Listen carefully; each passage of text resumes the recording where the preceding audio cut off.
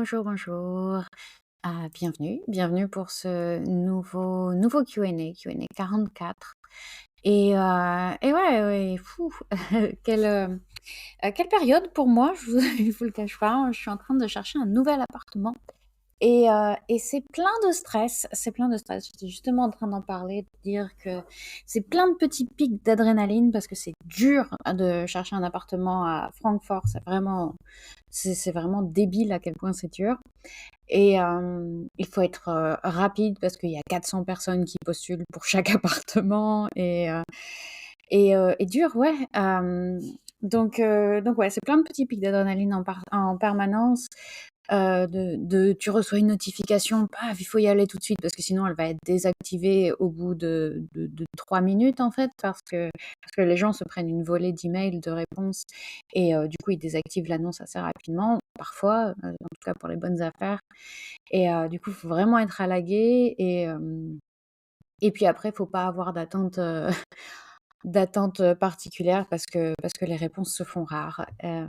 Heureusement, je suis pas aux pièces, hein, je suis pas pressée, mais du coup, ouais, c'est du stress et c'est d'autant plus important, bien sûr, pour moi de faire attention à ma routine, à prendre soin de moi, à faire mon sport, à faire mon yoga le matin, à dormir suffisamment.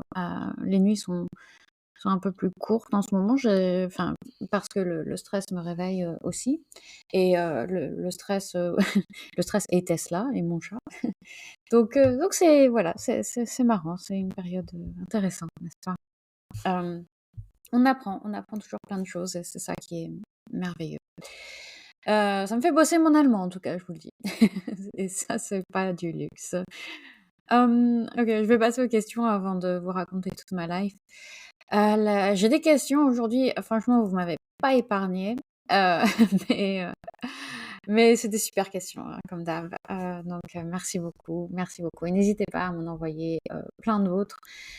C'est toujours vraiment un plaisir de me pencher là-dessus et de voir ce qui vous travaille aussi, en fait, de voir le genre de questions que vous vous posez et d'essayer de vous guider et de me rendre utile entre 2 recherches d'appart.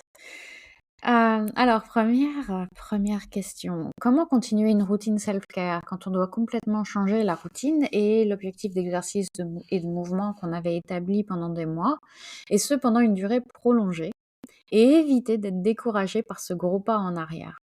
Alors le contexte ici, c'est que cette personne est à la toute fin de sa grossesse, et on a travaillé ensemble, ça fait presque un an qu'on travaille ensemble, donc avant le début de la grossesse et pendant toute la grossesse et puis là, voilà, là, elle avait établi du coup une super routine. On avait, voilà, elle a fait un travail incroyable à ce niveau-là et puis là, voilà, elle se dit: «Bon, je vais je vais accoucher dans pas longtemps, ma routine va être complètement bouleversée évidemment avec l'arrivée, du bébé. Comment faire pour continuer à prendre soin de moi et comment faire pour éviter d'être découragée par ce chamboulement, en fait, et par cette nécessité de changer une routine qu'elle avait tant travaillé à établir. Hem, Bah, du coup, il va falloir trouver un nouveau rythme, hein, tout simplement. Il va falloir trouver un nouveau rythme et c'est pour ça que je suis là aussi justement, parce que ça aide à naviguer, avoir un coach, avoir quelqu'un avec qui en parler, qui va nous aider à naviguer les changements et nous rassurer et nous demander des comptes et trouver ce qui nous fait le plus de bien, au jour le jour. Clairement, c'est pour ça que je suis là et du coup, ça va être, d'autant plus important que tu communiques avec moi et qu'on voit, comment on va pouvoir, ajuster, tout ça et trouver ce nouveau rythme pour toi. Et puis justement, il y a une part d'acceptation à avoir aussi parce que il faut se rappeler pourquoi on fait ça, pourquoi on a cette routine self-care. C'est pas juste une routine pour le fait d'avoir une routine, mais l'idée, c'est vraiment de trouver un moyen d'enrichir notre vie avec cette routine et la nature même de la vie, c'est d'être toujours en mouvement. C'est qu'il y a jamais rien de permanent, il y a jamais rien qui est fait pour toujours, en fait.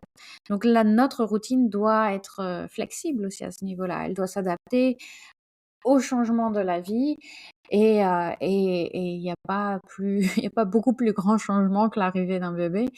Donc voilà, il va falloir qu'on soit créative et hem et qu'on voit, qu'on adapte tout simplement et voilà et voilà. C'est à peu près tout, je pense. Mais oui, il faut avoir cette part d'acceptation, ne pas s'agripper à la routine. Donc c'est vraiment on en revient au yama et au niyama, à parigraha, le fait de ne pas être trop attaché à quelque chose qui est toujours en mouvement finalement. Donc on va l'adapter et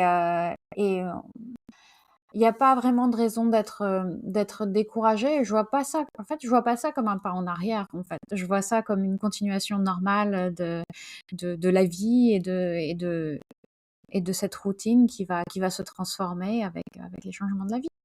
Et c'est ça qui est beau, c'est ça qui est beau, c'est que ça change toujours et ça s'enrichit et même si on n'a pas de grands changements d'ailleurs, dans la vie, même si on n'a pas de naissance ou de déménagement, rien qu'avec les saisons, les routines changent souvent. Il y a des gens qui arrivent à avoir, strictement la même routine tout au long de l'année.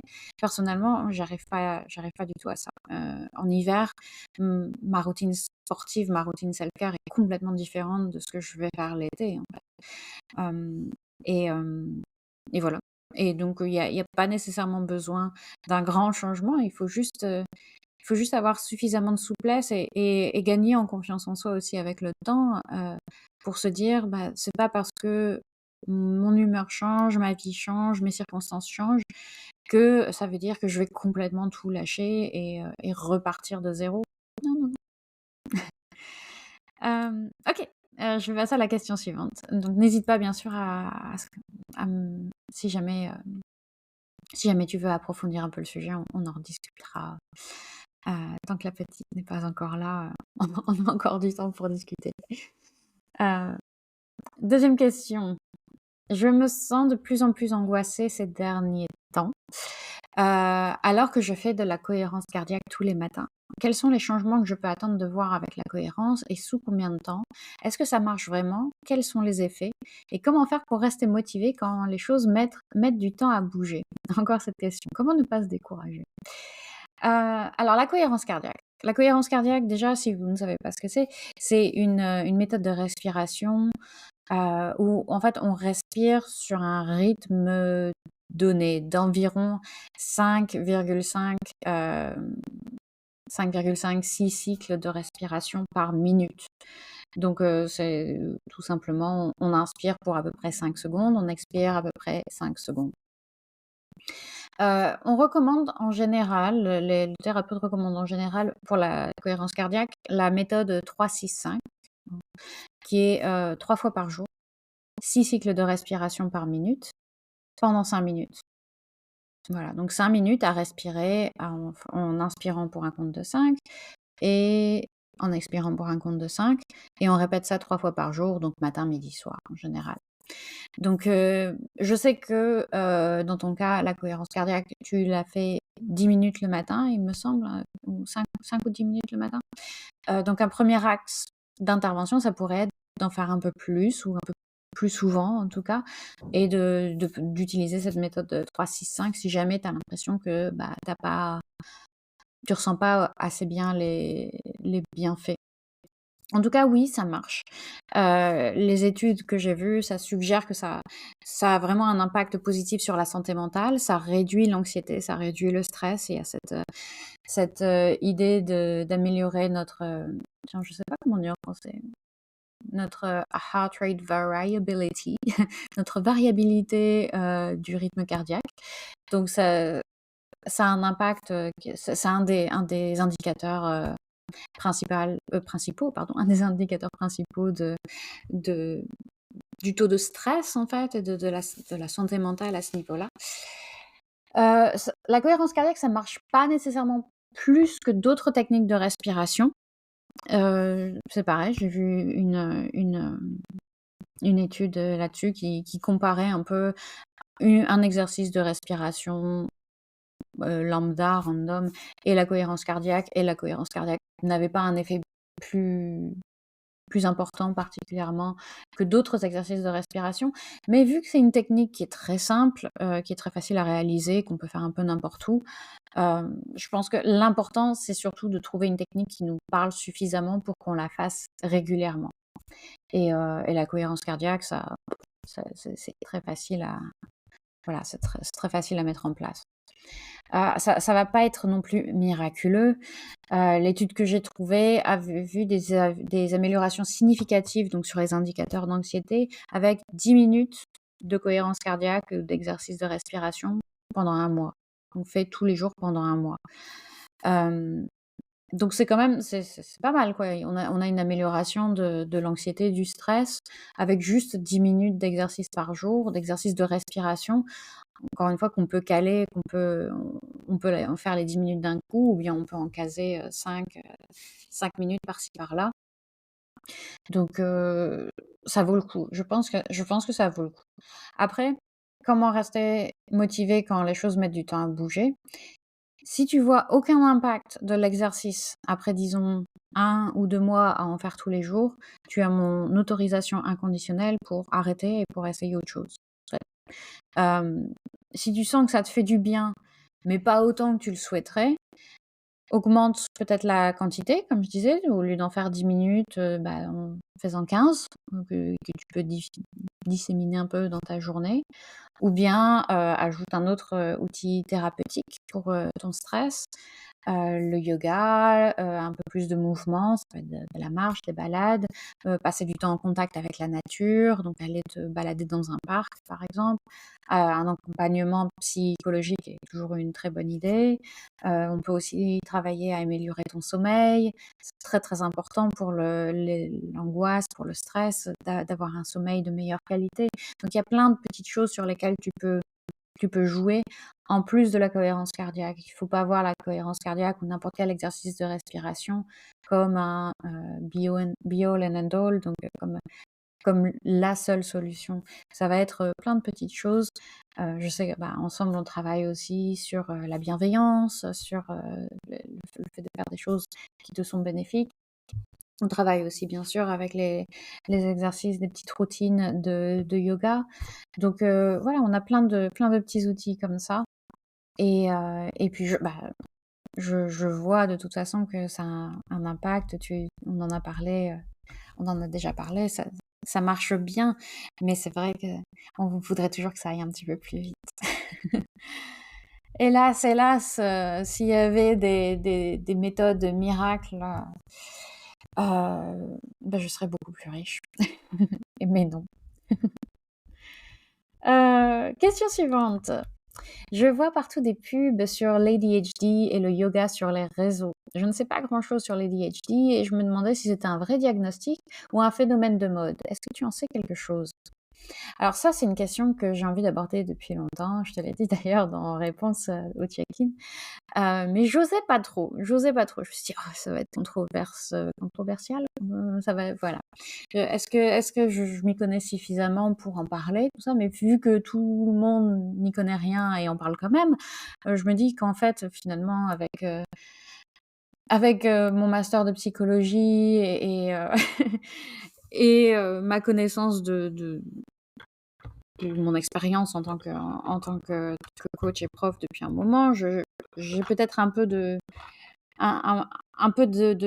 légitimité, on va dire. Voilà. Après, voilà, je suis pas psychiatre évidemment, donc tout ce que je dis, c'est à prendre avec, moult pincettes. Maintenant, donc l'ADHD ou en français, c'est le TDAH, il me semble. Donc c'est le trouble de l'attention.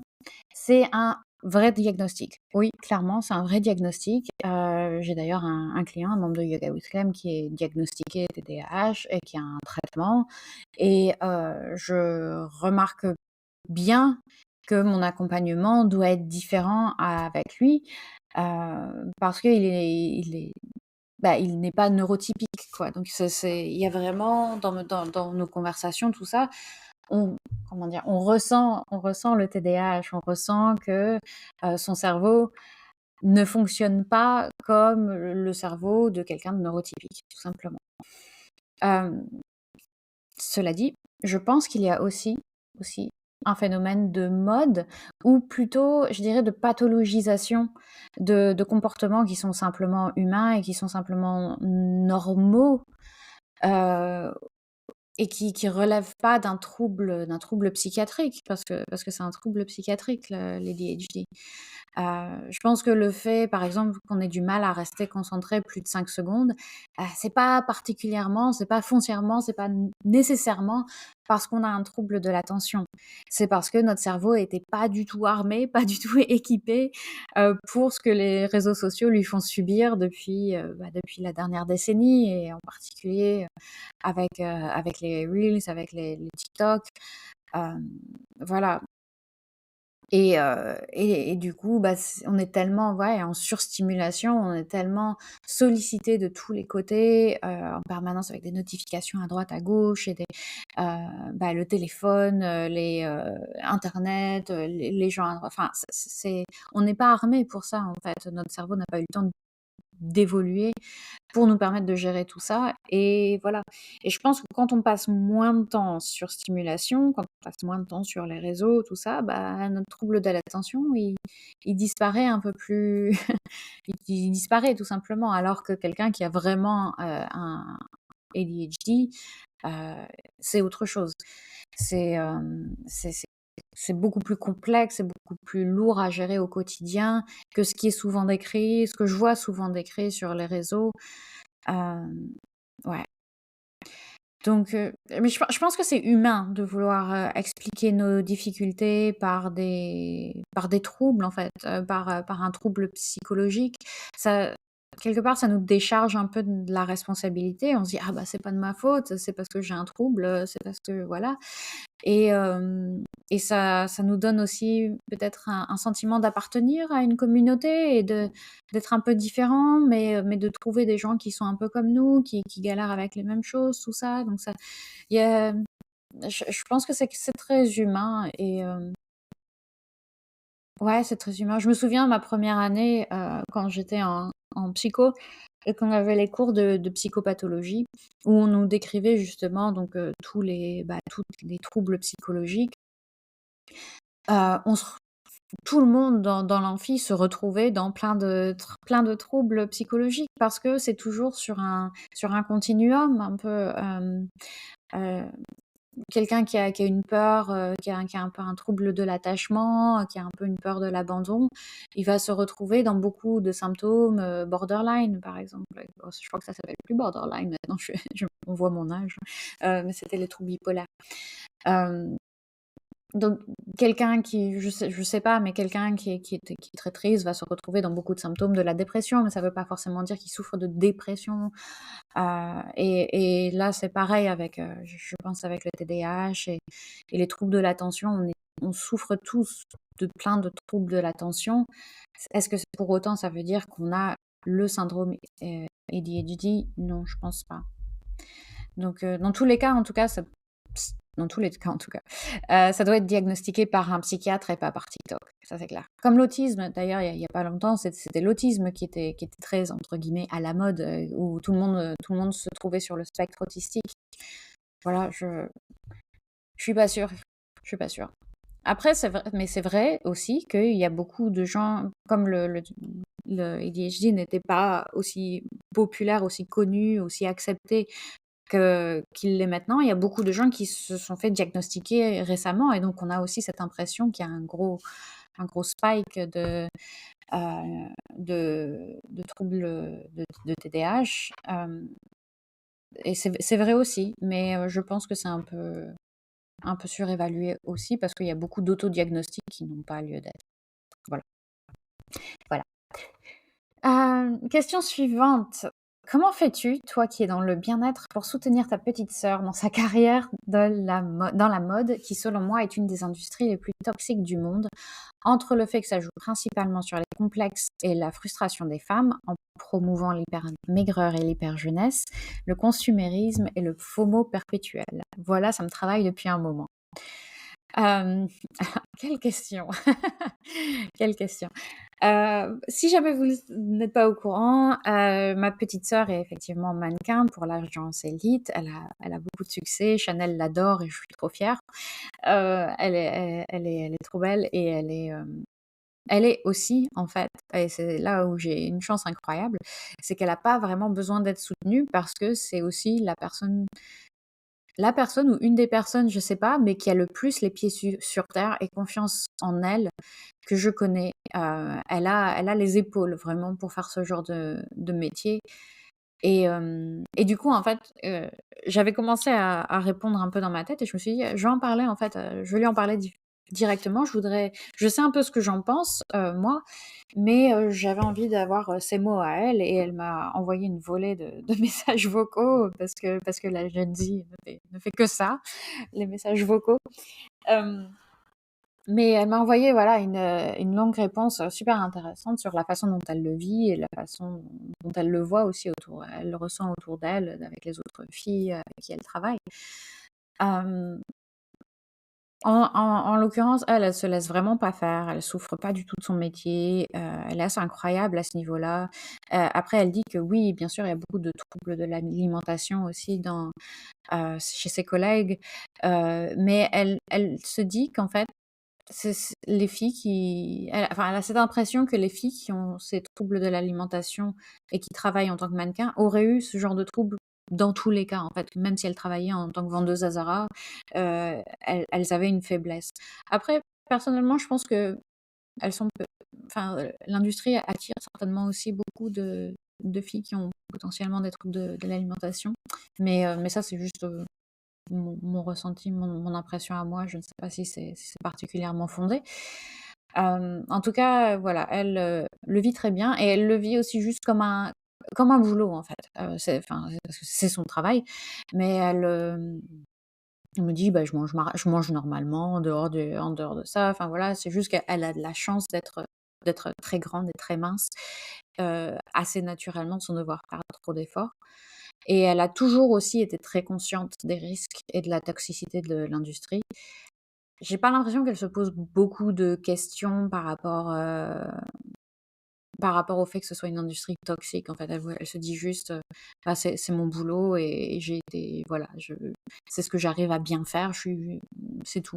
C'est comme, les des banquiers ou des gens qui travaillent chez Total, ils se disent, heu, ils se disent pas tous les jours: «Oh, voilà, ils remettent pas forcément en question la moralité, de leur travail. Donc voilà. Donc j'ai pas besoin de soutenir ma petite sœur, elle se soutient très, très bien elle-même. On a bien sûr tous été, ma mère et moi, on a été très inquiètes quand elle est rentrée là-dedans, mais vraiment jamais eu trop besoin. Hem, effectivement, ouais, effectivement, c'est assez loin de l'industrie dans laquelle je suis. C'est assez loin de mes idéaux, mais elle s'éclate, elle est heureuse, donc moi c'est tout ce qui m'intéresse, hein, c'est tout ce qui m'importe. Voilà. Question suivante. Ayant des crises de panique sur certains sujets qui me paraissent avec du recul anodins, comment faire pour les maîtriser et les combattre avec du yoga? Can't relate. Hem, c'est alors oui, c'est une très bonne question et je te remercie de me l'avoir posée. C'est quelque chose avec bah, c'est quelque chose qui est toujours un work in progress, en ce qui me concerne aussi. Donc là aussi, il y a possiblement un travail à faire en thérapie. Avant tout, toujours important de le dire parce que si c'est vraiment des crises de panique, c'est important d'être suivi, psychologiquement. Si c'est juste un peu de pics de stress ou d'inquiétude ou d'anxiété, qui qui est gérable, bon, c'est quelque chose avec lequel je peux aider, le yoga peut aider ou voilà, on peut s'en sortir sans nécessairement de thérapie. Mais, bah, je recommanderais toujours, jusqu'à la mort, la thérapie parce que je pense que la grande majorité d'entre nous en bénéficierait, oui, ça me paraît bien. Après ça rejoint ce dont je parlais récemment sur le sujet des auto-jugements négatifs. Hem, Est-ce qu'il est possible sur le moment quand la panique monte de trouver un peu d'espace entre le stimulus et la réponse? Donc avant de réagir, avant de d'acter cette panique, est-ce qu'il est possible de souffler un coup et de court-circuiter un peu la réponse émotionnelle, de se ramener vers notre capacité à raisonner, en respirant par exemple, ou bien en se posant des questions aussi. Quand on sent la panique monter, on peut se demander: «OK, qu'est-ce que c'est que je redoute exactement? Qu'est-ce qui me fait si peur? Pourquoi ça me fait si peur?» On peut aussi, si on sait que c'est dans des situations particulières, on peut faire du journaling dessus. Donc, se prendre un moment, quand on est calme, pour écrire, pour, se mettre dans ces situations-là et donc, mentalement s'imaginer dans ces situations-là et se dire: «OK, qu'est-ce qui se passe? Qu'est-ce qui se joue, en fait, à ce moment-là? Pourquoi ça monte autant? Qu'est-ce que ça trigger en moi vraiment?» Donc faire du journaling ou bien en discuter avec quelqu'un de confiance. Parce que parfois le simple fait d'en parler et c'est important de se sentir écouté, ça nous permet de démêler un peu tout le truc en fait, de vraiment, ne pas avoir peur de parler ouvertement et le fait d'en parler, le fait de verbaliser, donc soit de verbaliser ou soit d'écrire, heu, ça nous force à mettre en ordre les choses et à désamorcer, voilà, l'émotion pour vraiment être dans la réflexion et la rationalisation et se dire: «Bon, peut-être que c c'est anodin, en fait, et peut-être que ma réaction n'est pas proportionnée et peut-être qu'il y a quelque chose à faire à ce niveau-là». Et je pense évidemment parce que ça m'est arrivé récemment, ça m'est arrivé très récemment. En fait, j'ai eu il y a quelques années, il y a pas mal d'années maintenant, un accident de scooter quand j'étais en Thaïlande. Vraiment rien de grave du tout, hein, rien de grave du tout. Je me suis un peu écorché, la jambe et tout ça, mais j'ai eu une grosse frayeur, en fait, quand j'ai perdu le contrôle, que je me suis vue me viander en slow motion et que le scooter était, si lourd que j'avais vraiment eu du mal à me relever et à le relever. Et je m'en suis pas rendu compte tout de suite, mais ça m'a donné une peur panique de tous les engins à 2 roues, en fait, de tous les engins sur lesquels il faut que je tienne en équilibre. Mais ces derniers temps, j'ai aussi eu plein d'emmerdes avec les transports en commun parce que l'Allemagne fait de l'appropriation culturelle et se met à faire la grève aussi tout le temps maintenant. Et du coup, j'ai eu envie de combattre ma peur et de tester, roulement de tambour, la trottinette électrique. Parce qu'il y en a plein partout à Francfort et que ça me paraît pratique et que ça me paraît aussi plus léger qu'un vélo, en fait, et du coup, c'est marrant parce que quand j'en parlais avec un membre de Yoga with Clem la semaine dernière, il me disait: «Mais tu trouves pas que la trottinette, c'est plus dangereux que le vélo?» Et sans doute, si on la conduit comme un dératé, mais moi, c'est le fait de pouvoir vraiment juste en descendre, très, très facilement, si jamais il y a quoi que ce soit, alors qu'un vélo, il y a beaucoup plus de chances de tomber, j'ai l'impression en tout cas. Hem, donc voilà, je préfère ça. Et du coup, voilà, j'ai eu envie de combattre ma peur, et j'ai un ami qui m'a montré, heu, comment ça fonctionnait à la trottinette et qui m'a invitée à tester donc avec lui. Et en fait, au moment où j'allais monter sur cette fichue trottinette, j'ai vraiment senti la panique monter. En sachant, au moment où je la sentais monter, en sentant que je commençais à freeze complètement, que c'était complètement irrationnel, que c'était juste une trottinette, que j'allais pas mourir, que j'allais pas tomber, qu'il y avait rien de dangereux à la situation, mais impossible de contrôler la panique, en fait. Et j'ai décidé, sur le moment, en fait, que je pourrais pas, en fait, que je sentais vraiment que la panique me paralysait et hem et je me suis dit: «OK, ça va pas être possible». Et je lui ai dit et j'en ai discuté donc avec lui, je lui ai dit ce que je ressentais et je me suis sentie vraiment comprise, écoutée et pas jugée, en fait. Et il m'a juste dit: «Écoute», enfin voilà, il m'a montré comment ça allait, que c'était facile, que c'était safe.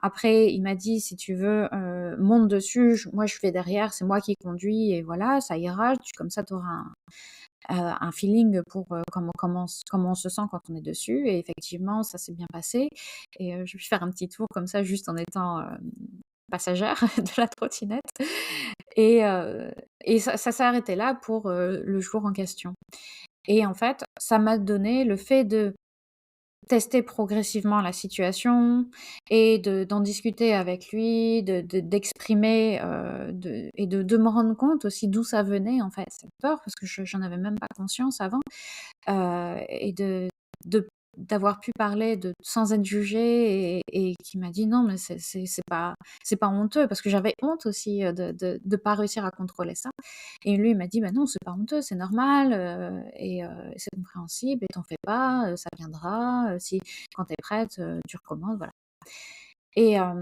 ça m'a donné envie de retester du coup. Et de continuer dans cette voie-là et le lendemain matin, je me suis dit: «Je vais surfer sur, ma motivation, sur ma vague et sur ma confiance», et je suis allée donc tôt le dimanche matin, toute seule, à côté du parc, près de chez moi, et j'ai retesté seule la trottinette et j'ai fait mon petit tour quand même de 12 minutes, sur ma trottinette pour, pour tenter de l'apprivoiser et surtout pour recabler mon cerveau, en fait et pour lui montrer progressivement, en fait, que, bah, non, ça cette crise de panique n'a pas lieu d'être. Je suis en sécurité. Cette peur, elle a eu une raison d'être, en fait, évidemment, bien sûr, quand on a eu un accident ou quand on a eu une expérience traumatique ou hem, quand on a été dans cette situation et qu'on s'est senti pas en sécurité, c'est normal d'avoir cette attaque de panique, d'avoir cette réponse de panique. Et que maintenant, en fait, elle est plus productive. Donc c'est pareil avec tout ce qui est avec l'anxiété en général, en fait, ça a été utile à un moment, maintenant ça ne l'est plus. Il faut l'apprivoiser doucement, il faut lui dire merci d'avoir été là. Maintenant ça tu ne sers plus à rien, on peut faire sans toi, ça va aller. Et voilà et du coup, j'ai réussi à faire mon tour en trottinette et j'étais super fière et j'ai hâte de remettre ça. Mais voilà, donc c'est le genre de travail que je fais avec certains des membres de Yoga with Clem d'ailleurs, qui ont parfois du mal à gérer leurs émotions et qui, je pense, trouvent aussi beaucoup de réconfort, du coup, dans le fait de pouvoir en discuter avec moi, en sachant que je vais les écouter sans jugement et parfois leur donner des pistes de réflexion pour, justement recabler le cerveau, d'une manière plus productive et plus saine et pour eux quoi, pour se débarrasser de de ce contrôle que la peur peut avoir sur nous parfois ou la peur ou d'autres émotions. Ça peut être la colère, ça peut se manifester de plein de choses différentes, de plein de façons différentes.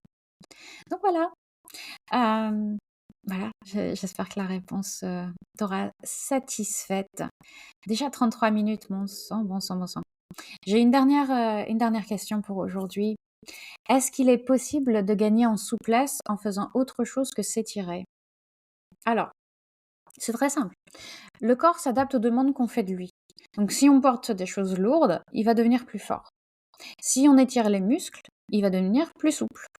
Il est simple comme ça le corps. En fait, le corps et c'est comme notre cerveau d'ailleurs, hein. Notre cerveau, si on lui donne à manger, des choses anxiogènes, il va devenir très fort et à produire de l'anxiété. Le corps, c'est pareil. Donc si on veut qu'il gagne en souplesse, il faut étirer les muscles, tout à fait. Mais on peut étirer les muscles de plein de façons différentes, en fait. Quand on fait un étirement statique, pendant 1 minute, comme on l'a tous fait en cours de gymnastique, à l'école, on étire le muscle. Quand on fait un soulevé de terre en musculation, un deadlift, donc c'est quand on soulève des haltères, du sol en ayant les jambes tendues, on étire aussi le muscle à l'arrière de la jambe, tout en le renforçant. Parce qu'il se voilà, il est en position allongée, mais il travaille. Donc il y a toujours parfois on pense qu'on peut soit être souple, soit être fort ou soit étirer un muscle, soit le renforcer, mais non, on peut faire les 2 en même temps aussi.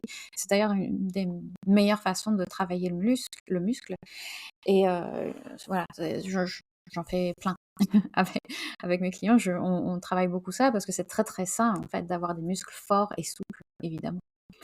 Quand on grimpe un mur d'escalade et qu'on va chercher une prise qui est super loin, bah, on étire aussi des muscles.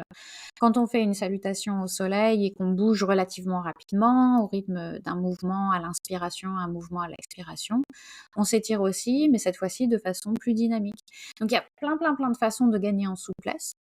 Le yoga est particulièrement efficace pour ça parce qu'on fait aussi bien des étirements statiques, dynamiques. Donc il y a plein de façons on utilise un peu toutes les façons différentes d'étirer, les muscles et puis on cible, tout le corps en général. Hem, donc on a plein voilà, là où l'escalade va, étirer certains muscles mais pas d'autres, bah, en yoga, on essaye d'être équilibré au niveau de tout le corps. Donc il y a plein de façons de gagner en souplesse. Le yoga est particulièrement efficace pour ça, mais c'est pas le seul moyen. C'est pas le seul moyen et les étirements, j'ai envie de dire chiants, même si moi je trouve pas ça chiant, mais les étirements où on reste juste 1 minute dans une position, puis on fait une autre minute dans une autre position, c'est pas la seule façon du tout. Il y a plein de façons de s'étirer, mais si on veut des muscles longs, il faut les étirer. Voilà. Merci beaucoup pour ces extraordinaires questions. J'espère que ça vous a été utile. N'hésitez pas à m'en envoyer d'autres et à m'envoyer des messages et à m'envoyer des mots d'amour.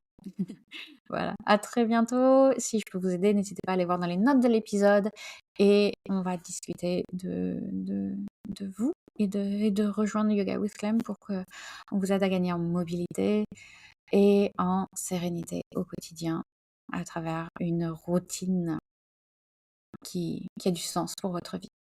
Voilà. Des bisous et à la semaine prochaine. Merci beaucoup.